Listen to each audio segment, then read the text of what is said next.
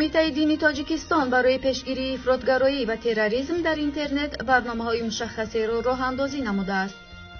همکنون امام خطیب‌های کشور در مسجدها همه‌روزه و در روزهای نماز جمعه و مقابل پدیده‌های افراطی به مانند تروریسم و اکستریمیسم و نقش اینترنت در آن میان جوانان باید تبلیغ برند.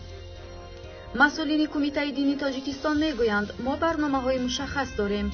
نقشه‌های علاهیده کمیته هست وابسته به اجرای استراتژی ملی جمهوری تاجیکستان اوید به مقاومت به اکستریمیسم و تروریسم برای سالهای 2016-2020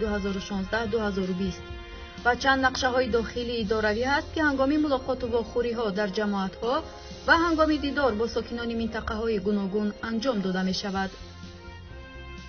همچنین در کمیته دین علاوه کردند که در برابر تبلیغات میان مردم برای امام خطیب‌ها کورس‌های آموزشی به راه مانده شده است و اطلاع داد که اخیراً برای اشتراک در کورس‌های مذکور خلیفه‌های بدخشان آمده بودند.